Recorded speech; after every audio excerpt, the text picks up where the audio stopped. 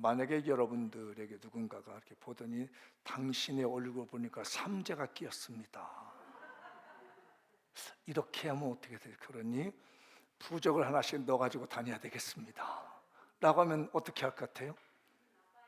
기분 나빠요. 근데 어떤 사람은 그것도 흔들려가지고 내가 삼재가 끼었대. 이게 9년마다 한 번씩 인생이 오는 그 재앙이 있겠다는, 이게 불교 용어인데도 그래가지고 괜히 덜덜덜 해가지고 어디 가서 점집 가가지고 점 보고 난 다음에 이게 부적 써가지고 있는데 이상하게 부적도 더 깊이 넣어, 이렇게 안 보이는 데다 옷단에다 막 꼬매서 넣기도 하고 비싸게 해가지고 못 버리게 만들어. 그럼 어떻게 할까? 누가 길을 가는데 이렇게 쳐다보니 당신은 물가를 가면 안 될 것 같아. 그럼 어떻게 해야 돼? 토정비결을 봤더니, 연초에 토정비결을 봤더니 당신은 7, 8월에 물가에 들어가면 죽는 수가 나오니까 절대로 물가를 가지 마 하면은 여러분 어떨 것 같아? 산으로 가.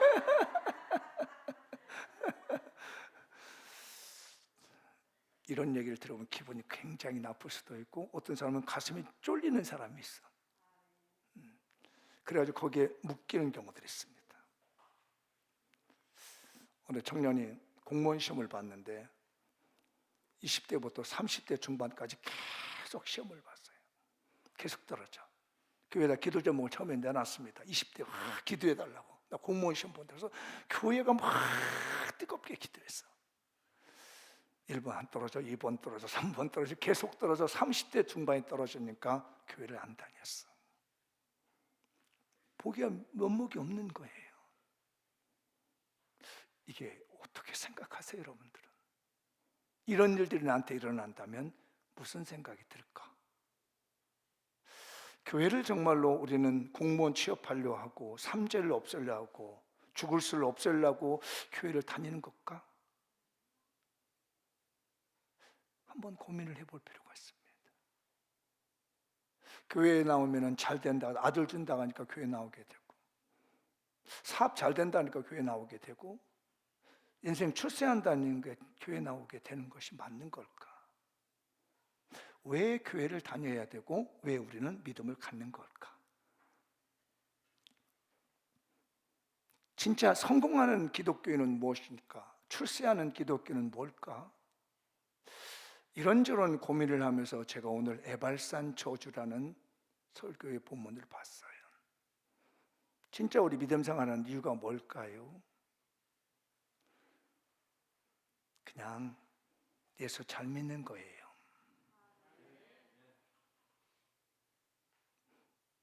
공무원 시험 10번을 떨어졌을지라도 예수 잘 믿는 거예요.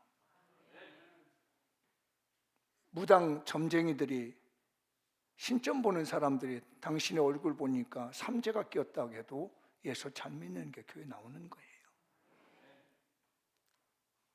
근데 우리는 예수 잘 믿는다는 이게 얼마나 큰 축복인지를 잘 몰라요.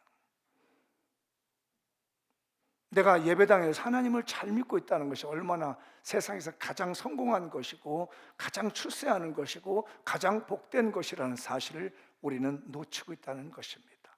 우리 장명교인들이요, 예수 잘 믿는 복이 가장 큰 복입니다. 제가 좀 자주 말씀드리는 말씀이 있죠. 너희는 먼저 그의 나라와 그의 일을 구하라. 그리하면 이 모든 것을 너희에게 주시리라. 근데 우리는 반대로 생각하잖아요. 이 모든 것을 주셔야 저는 하나님 나라를 구하겠습니다. 이렇게 하다 보니까 교회 다니고 신앙생활을 하는 것이 뭐 안 되면 교회 안 다녀버리고 열심히 충성봉사하다가 안 해버린다는 거예요. 우리는 가장 근본적인 문제가 있습니다. 교회 다니는 건 예수 잘 믿는 것이 가장 큰 복이고, 예수 잘 믿는 것은 하나님 나라를 구하는 것이고, 하나님 나라를 구하면 내가 필요한 모든 것들은 그냥 하나님이 공급해 주는 겁니다. 우선순위가 뒤바뀌다 보니까 10년 동안 공무원 시험을 봐도 그것 때문에 기도한 거고 그것 때문에 일을 하게 되는 일이라면 우리는 무너지고 말 것입니다. 하나님, 내가 하나님 나라에 선신하고자 합니다. 그래, 나에게 필요한 것들을 하나님은 공급해 주옵소서. 그게 만약에 공문이었다면 공문을 줄 것이고, 그게 물질이었다면 물질을 줄 것이고, 그것이 건강이었다면 건강을 주실 거란 말이에요. 건강을 달라고 기도하기보다는 내 모든 것 다 아시는 하나님 앞에 내가 오로지 주님의 나라를 선신하고 살겠사오니 그렇게 살 수 있게 해 주옵소서라고 하면, 나보다도 나를 더 잘 아시는 하나님께서 필요한 모든 것들을 공급해 주시는 것이고, 공급해 주지 않았다는 것은 나에게 필요하지 않았다는 것이고, 그걸 공급해 줬더라면 내가 인생이 패망할 수밖에 없기 때문에 하나님이 내게 주지 않으셨다는 이 믿음, 이 믿음을 가지셨으면 성공한 거고, 이 믿음을 가지셨으면 출세한 거고, 이 믿음을 가지셨으면 복이 되는 줄 믿습니다. 우리 장미영 교인들이요, 믿음을 가지십시다. 세상에 출세하는 걸 갖기보다는 그리스도 예수를 잘 믿는 믿음을 가지시면 이 모든 것은 살아가면서 그냥 공급되는 줄 믿습니다. 오늘 말씀에 보면 에발산이라는 산이 나옵니다. 에발산의 뜻은 벌거숭이 산이라고 그러고 민둥산이라고 그러고, 이게 의미는 저주의 산이라고 합니다. 높이가 해발 940 정도 된다고 그래요. 그 옆에 있는 그리스도 마주보고 있는 축복의 산이라고 그리스도산보다는 더 높습니다. 제가 이걸 보면서 느꼈습니다. 저주를 선포한 산이 더 높으네. 그렇다면 사람들이 축복의 길을 가는 것보다 저주로 가는 것이 더 높이 갈 수 있다라고 하는 가능성을 염두에 두고 있다라는 것이죠. 이미 제가 그리심산에 대한 말씀을 이제 지나갔기 때문에 에발산에 대한 내용을 말씀을 드리는데, 이 에발산에서 오늘 본문에 보면 저주를 선포하는 내용이 나옵니다. 이제 그 앞절 부분들을 보게 되면 나오게 되는지요. 에발산 제단에서 제단을 만들어라. 오늘 4절이잖아요. 이 돌들 에발산에 세우고 거기에 색회를 바르고 그 다음에 거기다 제단을 쌓아라. 그 대신 쇠 연장을 대지 않는 제단을 쌓아랍니다. 제가 이 성경을 읽다가 궁금해졌습니다. 아니, 그냥 솔직하게 저는 에발산에 제단을 쌓는다는 게 이상했어요. 이쪽 건너편에는 축복의 산 그리심산이 있고 이쪽에는 에발산이 있는데, 내 개인적인 생각에는, 얼른 생각에 내가 제단을 쌓는다면 어디다 쌓아야 될까? 저는 그리심산에 쌓을 것 같았어요. 축복의 명령되어진 이 그리심산에 제단을 쌓고 예배를 드려야 되는데 저주의 산인 에발산에다가 제단을 쌓으라는 겁니다. 왜 이게 이럴까라는 게 제일 어려웠습니다. 그래서 여러분은 어떤지 몰라도 저는 그랬어요. 제단을 쌓으려면 축복이 되는 곳에서 쌓아야지 저주에 되는 걸 쌓겠어요? 어때요, 집사님? 제단을 쌓으려면, 예배를 드리면 축복이 되는 곳에서 예배를 드려야지. 근데 여기는 저주를 명령하고 에발산에 제단을 쌓으라는 겁니다. 이게 굉장히 제가 풀기 어려운 문제였습니다. 거기다가 번제를 드리라는 거예요. 저주를 명한 에발산에다가 번제를 드리고 화목제를 드려갖고 즐거워하라고 모세가 오늘 말씀에 여호수아가 된 이스라엘 백성들이 명령을 합니다. 그리고 난 다음에 얼마 후에 요단강을 건너서 가나안 땅에 이제 들어갔어요. 들어가고 난 다음에 이제 에발산에서 저주의식을 행하는 겁니다. 여기 이제 그 신명기 우리가 읽은 내용을 쭉 보면은 에발산 쪽에 여기 6지파가 나오죠. 요 6지파를 딱 세워놓고, 축복의 산 그리심산에다가 저 6지파를 딱 세워놓고, 그 나머지 이하에 이제 15절 16절 쭉 읽어보면 저주의 의식을 행합니다. 그러면은 이 루벤이나 가시나 아셀이나 스볼론 단 이런 납달리 지파가 저주를 하면은 아멘 아멘 하는 거예요. 그 저주를 선포한 그곳에다가 제단을 쌓는 거예요. 축복을 선포한 이곳에는 제단을 쌓지 않는데 저주의 산을 보였습니다. 이 의식을 행하는 거예요. 그게 오늘 본문이 명령하고 있는 의식이에요. 그게 13절 25절까지 쭉 나오는 내용에 반복되는 단어가 있습니다. 저주를 받을 것이라 하면 아멘 할지니라. 저주를 받을 것이라 아멘 할 것이라. 이게 바로 이제 신학적으로 뭐라 그러냐면 세계명, 십계명이라고까지 할 정도입니다. 우상 숭배 저주를 받을지어다. 그러면 아멘. 부모를 업신여겨 저주를 받을지어다. 아멘. 타인의 재산을 행량해 저주받을지어다. 아멘. 장애인을 악용해서 이득을 취해서 저주받을지어다. 아멘. 재물과 권력을 악용해서 재판에 영향을 미쳐 저주받을지어다. 아멘. 성범죄를 저질러 아멘.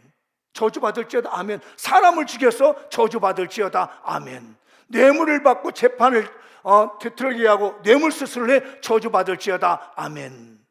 이게 지금 쭉 밑에 구절을 내려다보면 저주식을 향합니다. 에발산을 향해서 이런 일을 행하는 사람은 저주를 받을지어다 하면은 아멘, 아멘, 아멘, 아멘 계속하는 거예요. 그렇게 모세가 저주 의식을 에발산에서 하도록 한 다음에 거기다가 제단을 쌓아서 하나님께 화목제와 번제를 드리는 겁니다.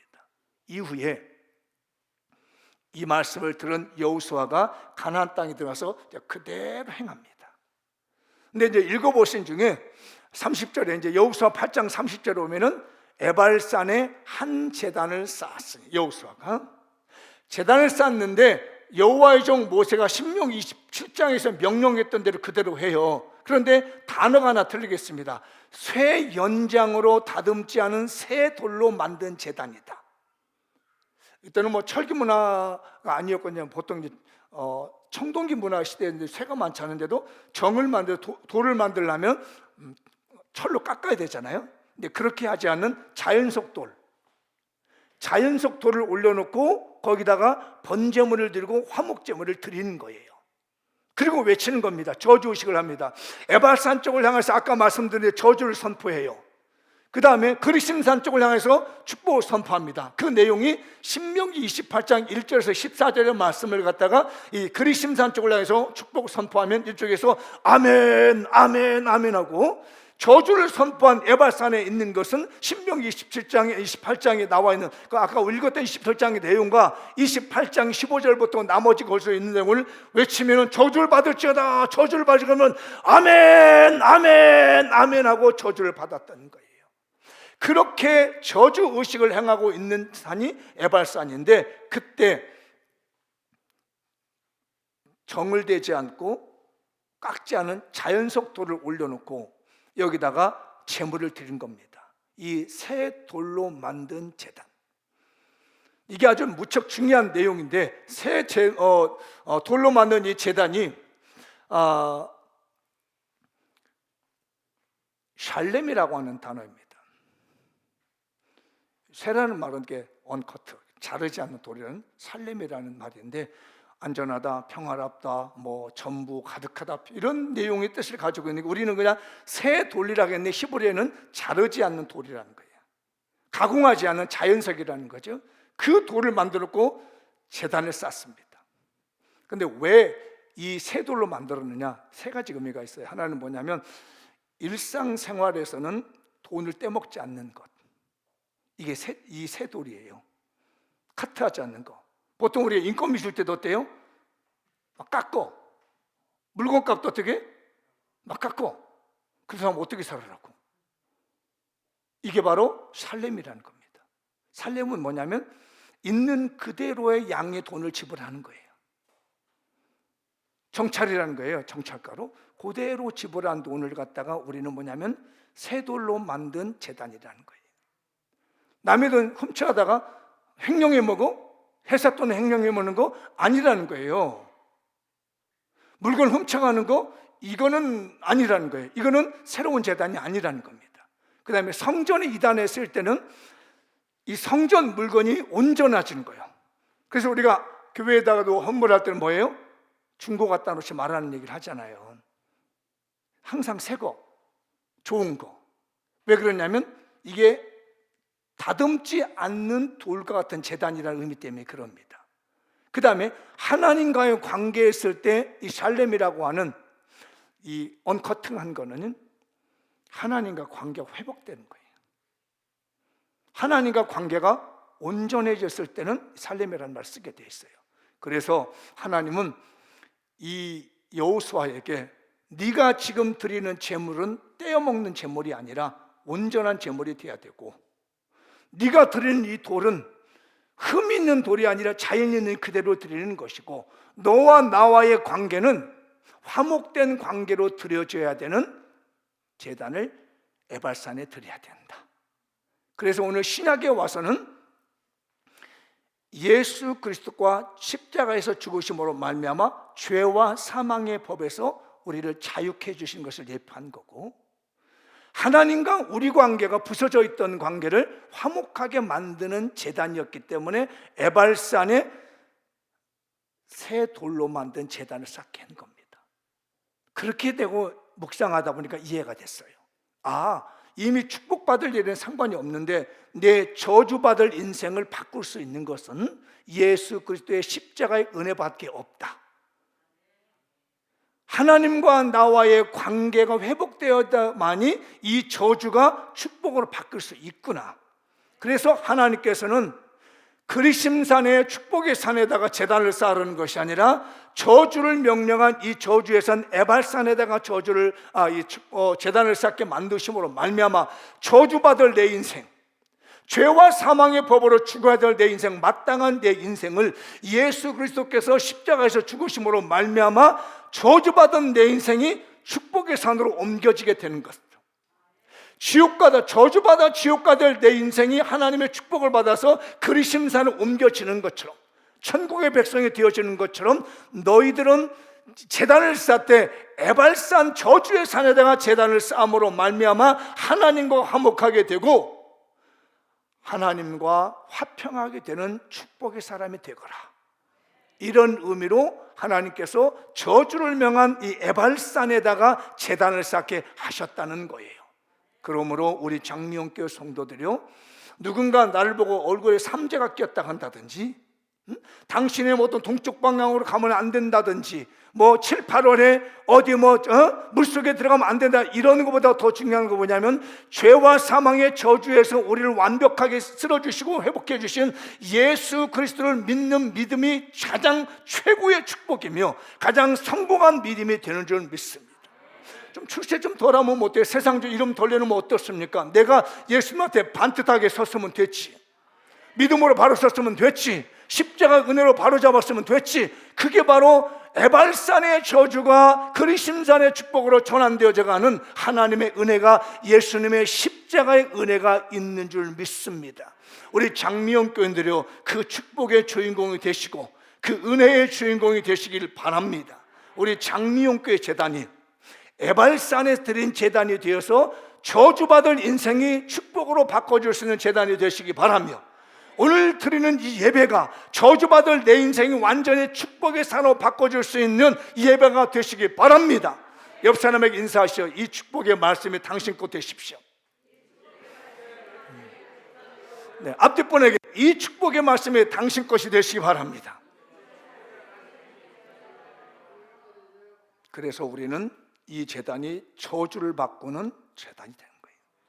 이 예배가 저주를 축복으로 바꾸는 예배가 되는 것이고, 예수 그리스도 안에 있으면 모든 저주가 하나님의 축복으로 바뀌는 줄 믿습니다.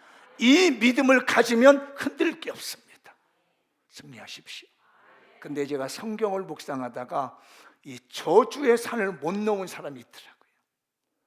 에발산의 저주를 넘지 못한 인물이 있는데 구약의 한 사람과 신약의 한 사람이 떠올랐습니다. 제가 오늘 그 말씀을 드려보죠. 한번 읽어볼까요? 시작. 사울왕 같은 인생도 예수 십자가 못 박읍시다.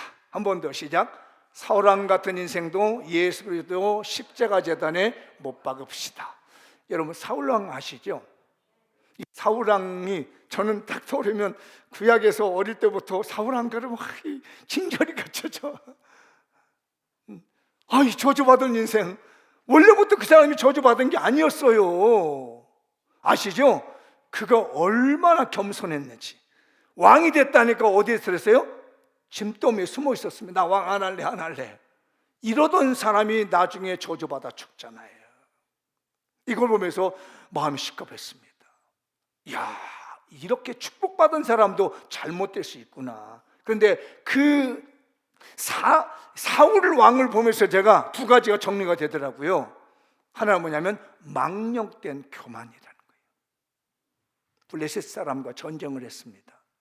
그런데 블레셋 군대가 막 쳐들어와요. 제단을 쌓아야 되는데 예배를 드려야 되는데 선지자 3일 오지 않고 제사장인 이 3일 오지 않습니다. 그러니까 자기가 마음대로 갔다가 제단을 쌓아버린 거예요. 그리고 났더니 3일 와서 하는 말입니다. 3일상 13장 13절 다 같이 시작. 사울에게 이르되 왕이 망령되 행하였도다. 왕의 하나님 여호와께서 왕에게 내리신 명령을 지키지 아니하였도다. 교만해진 겁니다. 처음에는 짐짝도에 숨었던 사람이 왕권의 강화가 되고 자기 힘이 생기니까 교만해져가지고 제사장만이 할 수 있는 제사장권을 침해해가지고 미쳤다는 얘기, 망령다는 얘기, 당신 미쳤다는 얘기예요. 그게 교만해지다는 겁니다. 여러분, 교만해지면 무너집니다. 이게 저주가 저주로 그대로 남는 그 길이 뭐냐면 교만함이 그대로 남아있는 거예요. 옆 사람에게 말씀하시죠. 우리 죽을 때까지 교만하지 마십시다. 이렇게 말해, 세게 말해. 교만하면 미친 겁니다. 시작. 저 사람 미쳤어, 정말 미쳤어. 그랬더니 미쳤어 하는 노래도 있더라고. 정신 나간 사람들이 많아요. 이 교만해지는 건요. 옆 사람이 그래, 정신 차리세요 해봐요. 우리 교인들은 정신 차릴 사람 없지? 왜? 여기만 하면 누동내는 건 다 정신 좀 차려야 될 것 같아. 이야, 왕권은 왕권대로 했어야 돼. 제사장권을 침해하니까 교만해졌어. 야, 정신 나갔네, 미쳤네, 왕이 미쳤네 하면서 교만하는 거예요. 교만은 패망의 선봉입니다. 거만은 넘어짐의 앞잡이입니다. 우리 평생에 교만하지 마십시다. 또 하나가 있어요. 불순종입니다. 이건 어떤 사건이냐면은 아말렉과의 전쟁입니다. 하나님께서 아말렉과 전쟁할 때로 절대로 전리품 가져오지 말고 다 죽여라 하겠습니다. 근데 가서 보니까 너무 좋은 거야. 이게 이렇게 챙기고 저렇게 챙기고 다 챙겨놨습니다. 그래서 사무엘을 물어봤어요. 왜 이런 걸 남겨놨냐 했더니 이거 너무 좋아가지고 여호와께 드리려고 웃기고 있네. 하나님 이름 팔아가지고요 자기 재산 챙기고 있는 겁니다. 하나님 말씀 불순종하는 거예요. 읽어볼까요? 15장 22절 3일상 사무엘에 여호와께서 번제와 다른 제사를 그의 목소리를 청종하는 것을 좋아하심 같이 좋아하시나이까. 순종이 제사보다 낫고 듣는 것이 수양의 기름보다 나으니. 순종이 제사보다 낫다는 거예요. 불순종하는 것만큼 저주받을 일이 없는 겁니다. 그래서 뭐든지 제일 먼저 잘 되는 게 뭐냐면 순종의 훈련입니다. 따라서 하시오. 주여, 제가 순종하는 사람 되게 주옵소서. 그러니까 불순종의 뿌리는 뭐냐면 교만이에요. 말 안 듣습니다. 불순종의 뿌리는 교만에서 납니다. 말 안 들어. 어느 날부터 말 안 들어요. 요즘 우리 애들도 그러잖아요. 어릴 때는 말 잘 들어. 그러다가 머리가 살살 커져 이제. 그럼 엄마 이겨먹어, 아빠 이겨먹어. 못 이겨먹어 누구지? 이제 아빠를 가르치려고 그래. 제가 어제 말씀드렸나요? 제가 1987년 6년도부터 연결된 제가 가르치는 청년이 있는데 지금도 그 연결이 돼서 계속 옵니다. 지금 큰 교회 안수 집사인데 그 아침에 전화가 왔어요. 목사님 잘 지냈어요? 잘했어요 했더니 목사님, 내가 참 애들을 잘못 키웠나 봐요. 왜 그러니까 그분이 예술가 쪽에 있어요. 이제 그 귀금속 쪽에 있는데 자녀들이 다 예술가라. 그러니까 서울대를 보내려고 교회를 안 보낸 거야. 이게 학원 보내야 되니까 서울대에 가야 되니까 지금 유학 갔다 있거든요. 근데 이제 어릴 때에 그렇게 해서 가가지고 유학을 보내서 왔는데 교회는 무슨 교회에? 근데 목사님, 우리 큰애 잔소리 때문에 나 못 살 것 같아. 아빠를 가르치려고 해서 나 정신 못 차릴 것 같다고. 그때 당시에 서울대면 뭐냐는 얘기예요. 믿음이 없는데. 그 주일 빼먹고 서울대에서 유학 갔다 와서 해도 무슨 소용이 있느냐는 거 이게. 아무 소용이 없다라는 거 이게. 출성수를 해야지.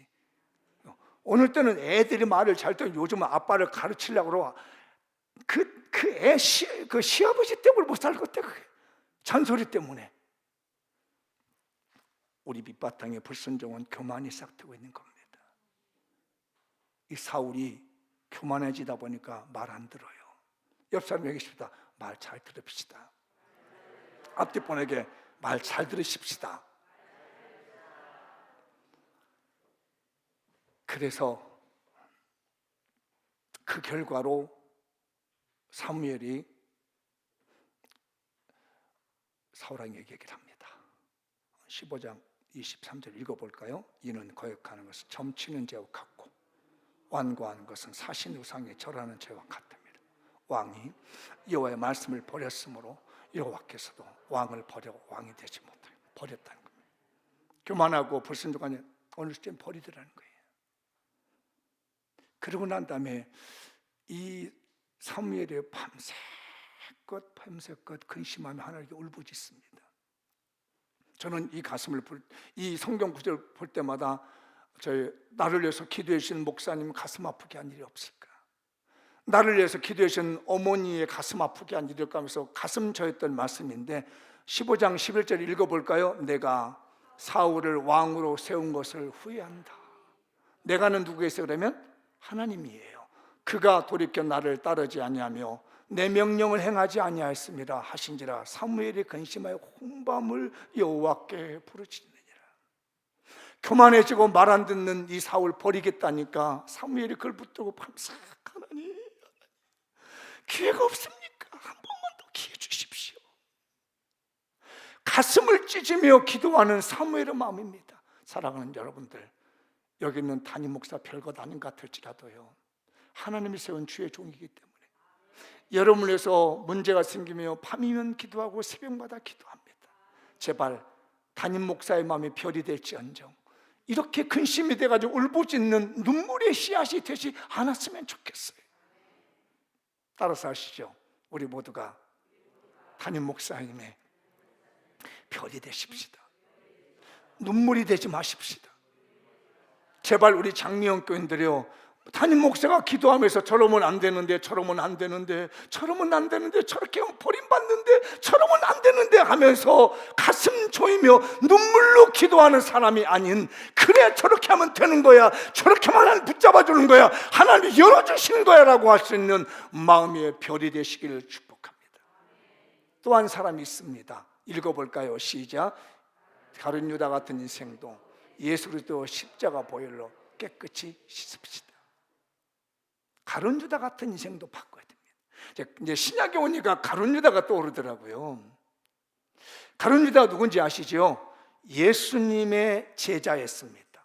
근데 이 사람이 뭘 맡고 있는 줄 아세요? 돈꾀를 맡고 있었습니다. 회계장부 돈을 맡았던 사람이에요. 아무나 돈 안 맡기죠? 네, 돈은요 믿을 만한 사람에게 맡기는 거예요. 그래서 예수님은 가룟 유다를 전적으로 믿었습니다. 100% 믿었던 거예요. 그래서 돈을 맡겼습니다. 근데 이 친구가 슬슬 돈을 빼돌려. 오늘날 예수님이 나사로의 집에 갔습니다. 나사로의 집에 가서 잔치를 하는데 그때 마리아가 나도 한 옥합, 한 300데나리온 되는 옥합을 깨트려서 예수님에게 드립니다. 그랬더니 유다가 화를 내는 거예요. 야! 너 왜 그렇게 드려? 그거 팔면 300데나리온이나 되는 돈을 한순간에 버리는 거야? 막 화를 막 내는 거예요. 아니 이 여인은 감사해서, 왜? 오빠도 살려주시고 늘 사랑해준 보잘것없는 자기 자매 언니하고 자기를 다 다독거려 사랑해준 예수님이 너무 좋았는데, 그래서 있는 거 시집 가려고 치면서 전 재산 다 들여서 감사함을 봤더니 가룟 유다 막 소리를 버럭버럭 지르면서 그거 왜 했느냐는 얘기예요. 그랬더니 요한이 그걸 알았습니다. 왜 얘가 이렇게 소리를 버럭버럭 지르는지를 알았습니다. 한번 요한복음 12장 6절 읽어볼까요? 시작. 이렇게 말하면 가난한 자들 생각함이 아니요 그는 도둑이라. 돈꾀를 맞고 거기 넣은 것을 훔쳐가미로라. 자, 팔아가지고 300데나리온이면 요즘 말로 하면 한 데나리온이 근로자가 하루 일하는 인건비예요. 그 10만 원 잡고도 300일 1년 인건비 한 번도 안 해서 인건비를 딱 헌금해서 가룟유다한테 맡겨. 예수님 묻지도 않아. 회개감 사지도 않고 뭐 어떻게 했는지 물어보지도 않으니까 슬슬 빼돌리는 거라 이게. 그거를 누가 알아요? 요한이 알고 있었던 겁니다. 미안해. 제가 그대로 보기 저 새끼 또 돈 빼가려고 지랄하고 이러고 있는 거예요. 그냥 한 얘기가 또 아유 목사님 욕도 되게 안 가지게 또 잘하네는데 평소도 욕 되게 잘하는가 봐. 그래 잘한다 어떻게 할래? 그렇게 해서 그 표현이 여기 성경이니까 그렇게 해야지. 우리 말을 할 때 평소 때 그런 거예요. 저 새끼도 돈 빼가려고 지랄하고 막혀놓으면 빼가려고 저거 지랄하고 있네 이러고 그런 거예요 지금 이게요. 하여튼 맡기만 놓으면 돈을 빼돌리는 거예요. 재물의 탐심에 빠졌습니다. 옆 사람에게 물건 빼돌리지 맙시다 이게요. 유다 된다. 시작. 알아들어? 알아들어. 회사 돈 놀래 슬슬 빼달라가 큰일 나. 교회 물건 슬슬 빼달리다가 가룟 유다 돼. 조심해야 돼요. 옆 사람이 눈 크게 뜨게 조심해. 진짜. 그러다가 오늘처럼 저 새끼는 맨날 빼가기만 해. 큰일 나. 그러면 알아요. 알아. 돈 빼돌리지 않았습니다. 그렇게 믿고 믿었건만 살살 빼돌리는 도둑이었더라는 거예요. 결국 그것 때문에 자기가 죽는 거 아시죠? 돈 빼돌리다가 예수님을 팔아먹습니다. 예수님을 파는데 여기 이제 요한복음도 바로 나오잖아요. 그 돈 사건하고 바로 이어져요. 돈 빼돌리는 그 사람, 교회 물건 빼돌리고 이거저거 빼돌리는 사람이 바로 이어서 나오는데, 야, 한몫 잡아야 되겠다 이번 기회에. 한번 빼돌려야 되겠다는 마음이 탁 든 거예요. 그래서 예수님을 팝니다. 보아하니 예수님이 싫거든요. 팔아먹으려고 하니까 물어봤어요. 제사장한테 가서 예수님 내 팔라는데 돈이 필요한데 한몫 잡고 나가려는데 팔라겠어. 그랬더니 뭐라고 하냐면 은 30을 달아주는 거예요. 자기는 뭐 큰 돈을 주지 않았어요. 이 은 30은 어느 정도 되냐면요, 그때 당시에 노예 몸값 하나밖에 안 되는 거야. 군중들이 난리치고 대단하니까 자는 사실은요, 가룟 유다는요 한몫 잡을 줄 알았어요. 재산 한몫 잡을 줄 알았어요.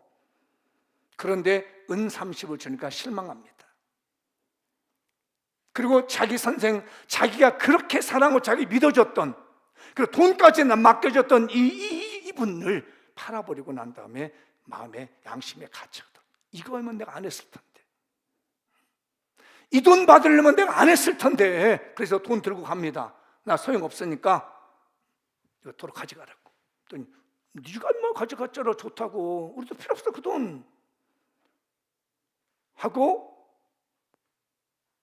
자기가 길에 가서 목매달아 죽어버려요. 선생님을 배신한 최후의 결말이었어요. 저주 인생입니다.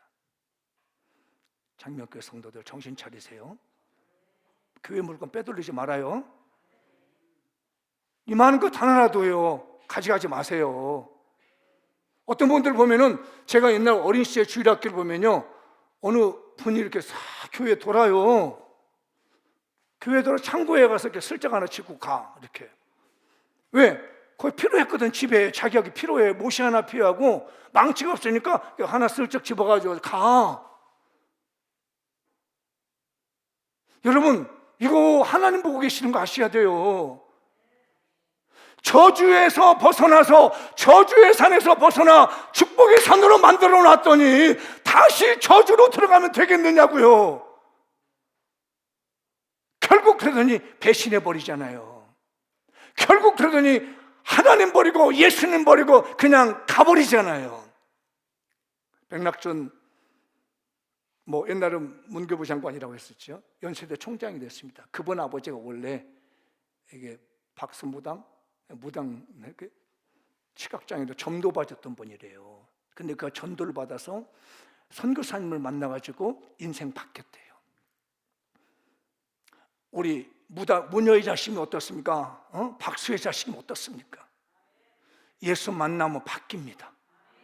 에발산의 제단이 그리심산의 축복의 산으로 바뀌는 것처럼 우리 장명교도 그래 가십시다.